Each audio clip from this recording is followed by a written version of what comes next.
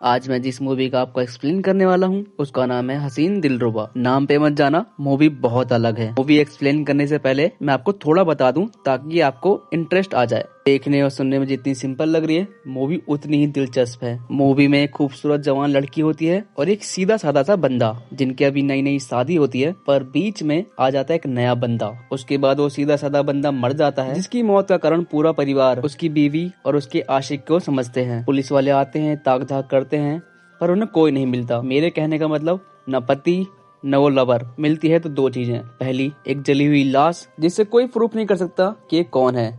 दूसरा, कटा हुआ हाथ जिस पर लिखा होता है रानी। रानी वही लड़की है जिसकी अभी अभी नई शादी हुई है, और ये सब कुछ रानी की वजह से होता है। सो ही गाइस, मूवी जितनी आपको सिंपल लगती है देखने में सुनने में, ये उससे बहुत अलग है। कुछ देर में आपका भी भेजा शॉक हो जाएगा और आप कहोगे ओ तेरी, ये सीन था। तो चलो अब मूवी को स्टार्ट करते हैं। मूवी की स्टार्टिंग में हम एक नदी में तैरते हुए बंदे को देखते हैं। आप लोग ये सीन याद रखना, काफी इम्पोर्टेंट सीन है। फिर दिखता है ज्वालापुर, मतलब ये ज्वालापुर की कहानी है। नाम हटने के बाद हमें दिखाई जाती है एक लड़की जो कुत्तों को मांस के टुकड़े खिला रही होती है। तभी पीछे घर में धमाका होता है। ये घर इस लड़की का होता है, मतलब ससुराल। जैसे अंदर घुसती है, देखती है सब कुछ तहस नहस हो चुका है, और वहाँ पे एक हाथ पड़ा है जिसपे लिखा हुआ है रानी। रानी यही लड़की होती है, और ये हाथ इसके पति रिसु का है। फिर पुलिस को देखते हैं हम, जो कि तहकीकात करने के बाद ये बताता है कि हमें एक जली हुई लाश मिली है और ये हाथ, परंतु जलने से मौत नहीं हुई, बल्कि उसके सर पे किसी ने जोर से मारा है। और अब सीन शिफ्ट होता है और हम देखते हैं 6 महीने पहले रिसु और उसका पूरा परिवार रिसु के लिए लड़की देखने जा रहे होते हैं। वो लड़की कोई और नहीं, रानी होती है। रानी की बुआ रिसु को देख के रानी से कहती है, ये लड़का देखने में काफी शरीफ और अच्छा है। तेरे अब तक जितने भी बॉयफ्रेंड रहे हैं वो सारे के सारे बीप बीप थे। दोस्तों, यहाँ बीप का मतलब गाली है। तेरे लिए ये बेस्ट है, ये बहुत शरीफ है, तू इससे शादी कर ले। उसके बाद हम देखते हैं रिसु और रानी अकेले में बात कर रहे होते हैं, जिसमें रिसु काफी शर्माता है। फिर रानी कहती है, मैं ही शुरू करती हूँ। रानी रिसु से कहती है कि आपने कभी रमेश पंडित की बुक पढ़ी है? तो रिसु साफ मना कर देता है, नहीं। वो कहती है, मुझे उनकी किताब पढ़ना बहुत पसंद है। तो रिसु कहता है, ठीक है, मैं भी पढ़ के देखूंगा। उसके बाद रानी पूछती है कि आपकी हॉबी क्या है? रिसु बताने लगता है कि मैं एक इंजीनियर हूँ और घर के छोटे मोटे काम भी कर लिया करता हूँ। फिर सीन हम देखते हैं, रिसु की माँ बाथरूम के बहाने दोनों को देखने आती हैं कि क्या चल रहा है। वो देखती हैं कि रिसु किचन में बैठ के पंखा ठीक कर रहा होता है और सामने रानी बैठी होती है। ये बात रिसु की माँ को काफी खटकती है और रानी से उनका मन हट जाता है। परंतु रिसु को रानी पसंद आ गई थी। रिसु रानी से ही शादी करना चाहता है, लेकिन रिसु की माँ इसके सख्त खिलाफ होती है। कहती है, अगर तुमने उससे शादी करी तो मैं जहर खा लूंगी। परंतु रिसु मुस्कुराते हुए अपनी अलग ही दुनिया में था, जहाँ वो सपने देख रहा होता है अपने और रानी के एक साथ रहने की, एक दूसरे को प्यार करने की। रिसु खुद में बदलाव करता है। अब चश्मे की जगह कॉन्टेक्ट लेंस पहनने स्टार्ट कर देता है। दिनेश पंडित की बुक पढ़ना स्टार्ट कर देता है। यहाँ तक अपने हाथ में रानी का नाम भी टैटू करवा लेता है। आखिरकार सबकी रजामंदी होने पर इन दोनों की शादी हो जाती है। और अब सीन शिफ्ट होता है प्रेजेंट में। गैस सिलेंडर ब्लास्ट की घटना को 2 महीने हो चुके हैं और अभी तक पुलिस वालों को कोई सबूत नहीं मिलता, पर उनकी शक की सुई अभी तक रानी पे अटकी रहती है। हम देखते हैं रानी पुलिस स्टेशन में बैठी है और इंस्पेक्टर उसे सब कुछ बताने के लिए कहता है। कहानी फिर से फ्लैशबैक में आती है, जहाँ रानी शादी करके आ चुकी होती है, परंतु उसे वहाँ ऐसा कुछ नहीं दिखता जैसा एक नई दुल्हन के आने पर होता है। इससे रानी समझ जाती है कि रिसु काफी सीधा साधा और सिंपल रहने वाला इंसान है। उसके बाद वो अकेले सो जाती है। अगली सुबह सब बैठे होते हैं और रानी चाय मांगती है। रिसु उठ के जाने लगता है कि मैं बना के लेके आता हूँ। तभी रिसु की माँ उसे मना कर देती है। मम्मी जी कहती है कि आज तो तुम्हारी मुँह दिखाई है, तो तुम्हें ही जाके चाय और पकौड़े बनाने पड़ेंगे। रानी साफ मना कर देती है कि मुझे तो आता ही नहीं है। मम्मी जी इस पे भड़क जाती है और कहती है कि तुम्हारी माँ ने तो कहा था कि तुम्हें बहुत कुछ आता है। रानी जवाब देती है कि मेरी माँ ने तो बस ऐसे बोल दिया होगा। फिर हम रात का सीन देखते हैं, जहाँ रानी ने कुछ सेक्सी सा पहन रखा होता है ताकि रिसु के करीब आ सके, परंतु रिसु काफी नर्वस होता है। तो रानी रिसु से बात करना स्टार्ट करती है और कहती है, क्या तुमने मुझसे पहले कोई और लड़की भी देखी थी? तो रिसु उसके बारे में बताने लगता है, जी हाँ, मैं देखने गया था, वो काफी खूबसूरत थी और उसे इटालियन खाना पसंद था। रानी का इधर अलग ही मूड था, परंतु रिसु की बातें खत्म ही नहीं होती। अचानक से रानी भड़क जाती है और रिसु के ऊपर चिल्लाने लगती है। रिसु डर जाता है और बाथरूम चला जाता है और वहाँ जाके एक कोने में बैठ जाता है। हम सुबह का सीन देखते हैं जहाँ मम्मी जी काफी भड़क रही होती हैं क्योंकि रानी ने पापा जी के बाल कलर कर दिए थे। मम्मी जी का कहना था कि रानी को घर के काम काज तो आते नहीं है, बस ये फालतू काम करवा लो। जहाँ पापा जी कुछ बोलते हैं। ये थोड़ा फनी सीन था। रात होती है। रात को रिशु और उसका दोस्त एक साथ बैठे होते हैं, तभी पापा जी वहाँ आ जाते हैं। रिशु का दोस्त समझाता है कि भाई ऐसे तो नहीं चलेगा, तुझे थोड़ा बहुत तो अपनी वाइफ के ऊपर कंट्रोल करना पड़ेगा। दूसरी तरफ हम देखते हैं रानी की माँ और उसकी बुआ वीडियो कॉलिंग पर रानी को ये समझा रही होती है कि रिशु को कंट्रोल करो, उसे रिझाओ और एक आइडिया देती हैं कि उसके सामने आते ही अपना पल्लू गिरा देना। आगे हम देखते हैं रिशु और रानी अपने अपने परिवार की बातों पे अमल कर रहे होते हैं। सवेरे होते ही रिशु रानी से चाय बनाने के लिए कहता है, तभी रानी अपना पल्लू गिरा देती है, जिसे देख के रिशु काफी शर्माता है और वहाँ से गायब हो जाता है। रिशु जब भी कोई रानी से बात करता, रानी हर बार ऐसा ही करती, जिसकी वजह से रिशु की हर बार बोलती बंद हो जाती थी। लेकिन रानी जब जब ऐसा करती थी तब तब मम्मी जी देख लिया करती थी। नॉर्मली मूवी में ये बहुत फनी सीन होते हैं जिसे देख के काफी हंसी भी आती है। जब आप लोग खुद देखोगे तो आपको पता चलेगा कितना मजा आता है देखने में। रिशु की सारी कोशिशें नाकाम रहती हैं। ये जानने के बाद रिशु का दोस्त उसे कहता है, भाई ऐसे काम नहीं बनेगा, तुझे अब वो करना पड़ेगा जिसे तू डर के भागता रहता है। तू उनके करीब जा, तू उन्हें वो दे जो वो चाहती है। रिशु अपने दोस्त की बात को अप्लाई करते हुए रात को बेड पे तैयार बैठा रहता है। ये देख के रानी काफी खुश होती है और उन दोनों में रोमांस स्टार्ट हो जाता है। परंतु रिशु अचानक से पीछे हट जाता है और किसी फुस रॉकेट की तरह कमल ओढ़ के सो जाता है। इस बात से रानी को काफी हर्ट होता है और वो अपने सारे अरमान को दबा के लेट जाती है। आधी रात को अचानक से रिशु उठता है और वॉशरूम जाता है। फिर रानी की माँ कॉल करती है और रानी से पूछती है कुछ हुआ या नहीं। रानी कहती है कि नहीं, वो एक फुस्सी बॉम्ब है, वो एक ऐसा रॉकेट है जो चलने से पहले फुस हो जाता है। ये सारी बातें रिशु सुनता रहता है। इसके बाद हम सीन देखते हैं अगली सुबह का। सारी बातें सुन लेने के बाद रिशु अब रानी को इग्नोर मारने लगता है। रानी कई बार ट्राई करती है पर रिशु कोई रिस्पॉन्स देता ही नहीं है। कुछ दिन ऐसे चलने के बाद एक दिन रानी खुद रिशु से पूछती है कि तुम मुझे इग्नोर क्यों मार रहे हो। तो रिशु कहता है, मुझे माफ करना, उस रात मैंने सारी बातें सुन ली थी, मैं फिर से माफी चाहूंगा क्योंकि आपको जैसा लड़का चाहिए मैं वैसा नहीं बन सकता। तो रानी कहती है, एटलीस्ट कुछ खूबी तो रखनी चाहिए आपको अपने अंदर, जैसे थोड़ी डैशिंग, थोड़ी स्मार्टनेस, कुछ तो बनो। रिशु सॉरी कह के वहाँ से चला जाता है। इसी तरह से कुछ दिन चलता रहता है और एक दिन रिशु एक लड़की से बात कर रहा होता है और उसे दूसरी लड़की से बात करते हुए रानी देख लेती है। रानी को ये देखते ही कि रिशु किसी दूसरी लड़की से बात कर रहा है, जल जाती है। रानी तुरंत रिशु के पास जाती है और उसे काफी खड़ी खुड़ी सुना देती है। खैर उसके बाद हम देखते हैं कि जो जैसा चल रहा होता है वैसा ही चलता रहता है। अचानक से यहाँ कहानी एक अलग मोड़ ले लेती है। मम्मी जी की बहनोई का भांजा यहाँ आया होता है। क्योंकि वह शादी में नहीं आ पाता तो अब आ जाता है। रानी उसे देखती है और थोड़ी सी बातचीत करती है। इस लड़के का नाम नील होता है। नील वहाँ रहते हुए ये समझ जाता है कि रानी और रिशु में कुछ खास नहीं है और रानी को भी जैसा लड़का चाहिए होता है नील वैसा ही होता है। उसमें वो सारी खूबी होती है जो रानी को चाहिए, इसलिए रानी उससे अट्रैक्ट होने लगती है। रानी नील के लिए चाय लेके जाती है। तभी नील रानी के हाथ का खाना खाने की इच्छा जताता है और अब रानी खाना भी बनाने लगती है। रिशु ये देखता है, उसे लगता है कि शायद वो मुझे मनाने के लिए ऐसा कर रही है। रानी को इस तरह देख के मम्मी जी भी काफी खुश होती हैं। एक दिन रानी किचन में खाना बना रही होती है, तभी नील उसके बालों को कानों के पीछे करके चला जाता है। ये होने के बाद रानी उसके कमरे में जाती है और उसे डांटती है कि आइंदा ऐसा मत करना। तभी उनके बीच में अचानक से एक मोमेंट बन जाता है और वो दोनों आपस में किस करने लगते हैं। इसके बाद वो इंटीमेट भी होते हैं। फिर हम देखते हैं नील मटन खाने की इच्छा जताता है। रानी वेजिटेरियन थी, फिर भी वो बनाने के लिए मटन लाने जाती है। मम्मी जी साफ मना कर देती है कि मेरे घर में नॉनवेज नहीं बनेगा। तब रिशु रानी को एक अलग से किचन देता है और रानी उस किचन में मटन बना के लेके आती है। रानी मम्मी जी से पूछती है कि मम्मी जी नील कहाँ है।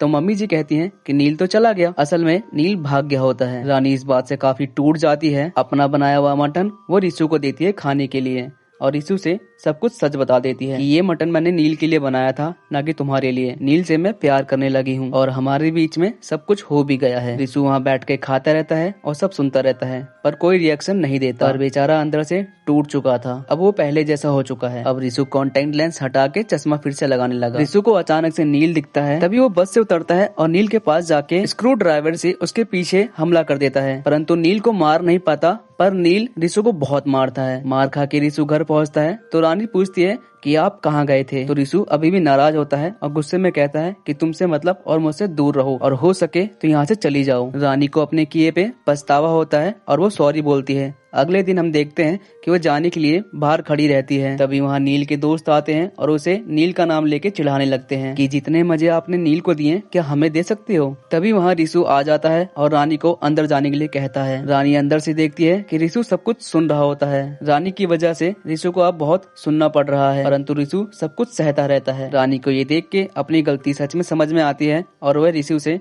प्यार करने लगती है। एक रात रानी और रिसु दोनों लेटे होते हैं तो रिसु के मन में रानी और नील की इंटीमेट के सीन आने लगते हैं। इससे हम समझ जाते हैं कि उसके मन में बहुत गुस्सा है। एक दिन रानी सीढ़ियों से फिसल के गिर जाती है। रिसु वहीं बैठा होता है और मुस्कुरा रहा होता है और हम देखते हैं सीढ़ियों पे पेपर शॉप पड़ा होता है। रानी को सीढ़ियों से गिरने से काफी चोट आई होती है। फिर कुछ देर बाद हम देखते हैं कि रानी वही पेपर शॉप रिसु के पर्स में देख लेती है और समझ जाती है कि ये रिसु ने किया था, परंतु वह कुछ कहती नहीं है उसे। रिसु के मन में भरे गुस्से की वजह से आए दिन रानी के साथ कुछ न कुछ होता ही रहता था और ये सब कुछ रिसु कर रहा है। ये सारी बातें रानी जानती थी, परंतु रानी जानती थी कि वो मुझसे प्यार करता है। ये जो कुछ भी कर रहा है वो बस उसका गुस्सा है, इसलिए वह उसे छोड़ के नहीं जाती। एक दिन रिसु टेरेस पे बैठ के शराब पी रहा होता है। तभी वहाँ रानी आती है और कहती है कि तुम ये थोड़ी थोड़ी चीजें क्यों कर रहे हो, एक साथ मुझे मार दो। लो, मैं अब किनारे पे खड़ी हो गई हूँ, मुझे यहाँ से धक्का दे दो, एक बार में ही सारा किस्सा खत्म हो जाएगा। रिसु उससे बात करता है पर उसे धक्का नहीं देता। रानी वहाँ रिसु के सामने गिड़गिड़ाने लगती है और रोने लगती है। जो भी उससे हुआ उसकी गलती है, वह माफी मांगती है। रिसु अब पिघल जाता है, उसे समझ आ जाता है कि उसे अपनी गलती रियलाइज हो चुकी है। और अब हम देखते हैं अगली सुबह का सीन। रिसु और रानी एक दूसरे के करीब आ चुके हैं और दोनों में एक दूसरे के लिए प्यार और रिस्पेक्ट हमें देखने को मिलता है। एक दिन रिसु और रानी ड्राइव करते हुए कहीं जा रहे होते हैं। तभी ट्रैफिक में खड़ी रिसु की गाड़ी को एक बाइक वाला टक्कर मार देता है, जिसके कारण रिसु की गाड़ी का शीशा टूट जाता है। ये बाइक वाला कोई और नहीं नील होता है, जिसके पीछे एक लड़की बैठी होती है। नील देखता है और सॉरी बोलता है और रानी को किलसाने लगता है, जिसपे रानी काफी चिढ़ जाती है और कार से उतर के नील की बाइक का शीशा जाके तोड़ देती है। उसके बाद वहाँ से नील चला जाता है। फिर हम देखते हैं एक जगह पे रिसु और रानी कार को लेके खड़े रहते हैं और आपस में बात कर रहे होते हैं, जिसमें रानी रिसु को मना रही होती है। तभी वहाँ नील आ जाता है और कहता है कि उस टाइम मेरे बाइक के पीछे कोई बैठी थी, अभी खाली है, तो रानी भाभी क्या आप आगे बैठोगे। इस बात से रिसु काफी चिढ़ जाता है और नील के पीछे अपनी कार लगा देता है। रिसु कई बार नील की बाइक पे टक्कर मारता है, जिससे नील कई बार गिरते गिरते बचता है। एक जगह पे आके रिसु की कार फंस जाती है और खराब हो जाती है। इस चीज का मौका पाके नील वहाँ से भाग जाता है। अब अगले सीन में हम देखते हैं रिसु अपनी कार मैकेनिक के पास लेके आता है और उसे बनवाता है।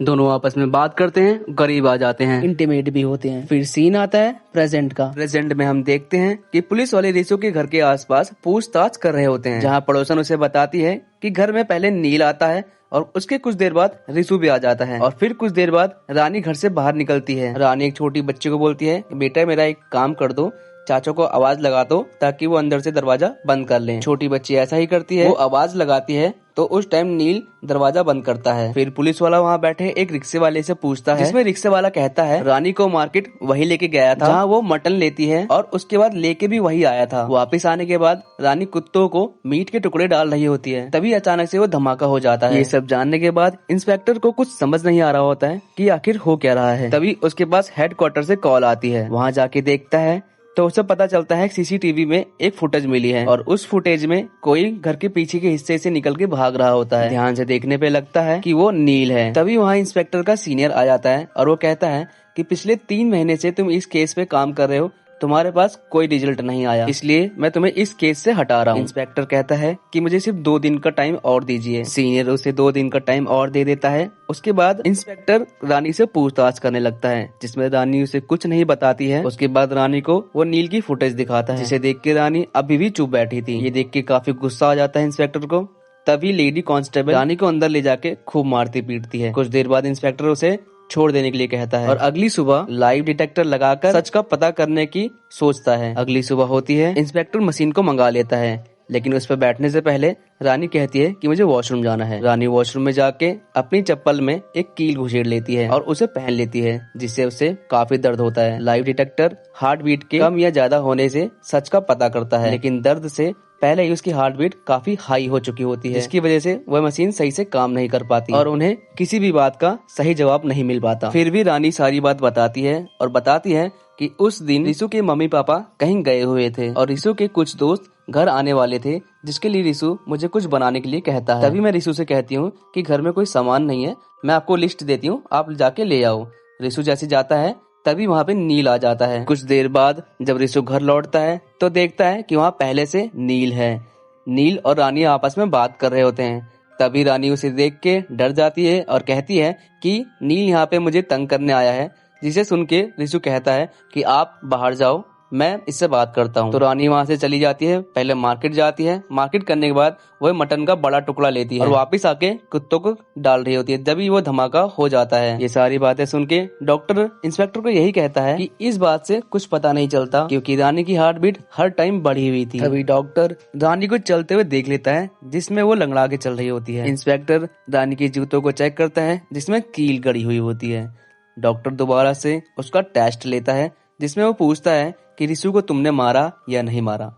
उसमें रानी साफ मना कर देती है कि नहीं, मैंने नहीं मारा, लेकिन अभी भी उसकी हार्ट बीट बढ़ी हुई थी, जिससे उसे कुछ समझ नहीं आता। अब इंस्पेक्टर का सीनियर वहाँ आके कहता है कि तुम्हारे 2 दिन पूरे हो चुके हैं, लेकिन तुम्हारे पास अभी भी किसी भी प्रकार का कोई सबूत किसी के खिलाफ नहीं है और रानी के ऊपर सारे लगे इल्जाम सबूत न मिलने की वजह से खत्म हो जाते हैं और रानी इस केस से छूट जाती है। हम रानी के फेस पे एक अलग ही मुस्कान देखते हैं। टाइम बीतता है और टाइम 5 साल आगे हो जाता है। इंस्पेक्टर ट्रेन से जा रहा होता है, तभी वह वही बुक देखता है जिसे रानी पढ़ा करती थी। जैसे वह उसे पढ़ना स्टार्ट करता है, सारे पन्ने एक एक करके सामने आने लगते हैं। हम पास्ट का सीन देखते हैं, जहाँ रिसु मार्केट से वापस आता है तो देखता है नील और रानी आपस में बात कर रहे होते हैं। रानी नील को गुस्से में यहाँ से निकल जाने के लिए कहती है, परंतु नील बदतमीजी करता है और कहता है कि मेरे पास फोटोज पड़ी हैं, जिसे मैं लीक कर दूंगा और काफी उल्टी सीधी बातें रानी के बारे में करता रहता है। रिसु ये सुन नहीं पाता और उससे भिड़ जाता है, लेकिन रिसु से मार नहीं पाता। नील रिसु के ऊपर काफी भारी पड़ रहा होता है, तभी रानी एक बड़े से मीट के टुकड़े से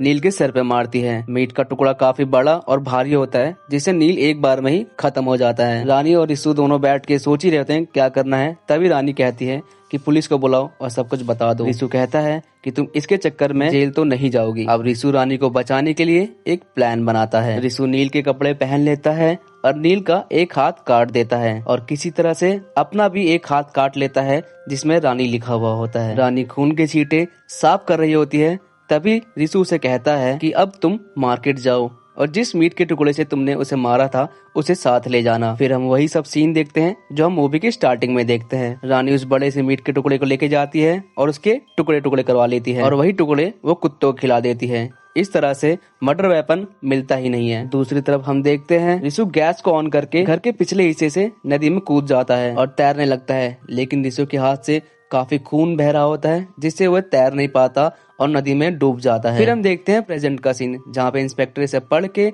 सब समझ जाता है कि वहाँ पे रिसु नहीं नील मरा था और रिसु ने रानी को बचाने के लिए अपना एक हाथ सैक्रिफाइस किया था। इसके बाद हम देखते हैं रानी को। रानी कहीं जा रही होती है और तभी वहाँ पीछे से रिसु आ जाता है और हमें पता चलता है कि वहाँ रिसु डूबा नहीं था। फिर दोनों हाथ पकड़ते हैं और आगे बढ़ जाते हैं। मूवी यहीं पे खत्म हो जाती है। सो हे गाइस, अगर आपको ये मूवी और ये स्टोरी अच्छी लगी हो तो मैं बता दूं कि इसका सेकंड पार्ट भी बना है, जिसमें कुछ नए किरदार जुड़े हैं। इन पार्ट में इससे भी ज्यादा दिलचस्प चीजें हैं। उसमें एक नया पुलिस वाला आता है, नई तरह से केस को उखाड़ता है। पार्ट में एक साइको किलर भी होता है। कि मैं सेकंड पार्ट को एक्सप्लेन करूं तो प्लीज कमेंट बॉक्स में बता देना मुझे। बाय बाय, अपना ध्यान रखिए और अपने परिवार का ध्यान रखिए। मिलते हैं नेक्स्ट स्टोरी में।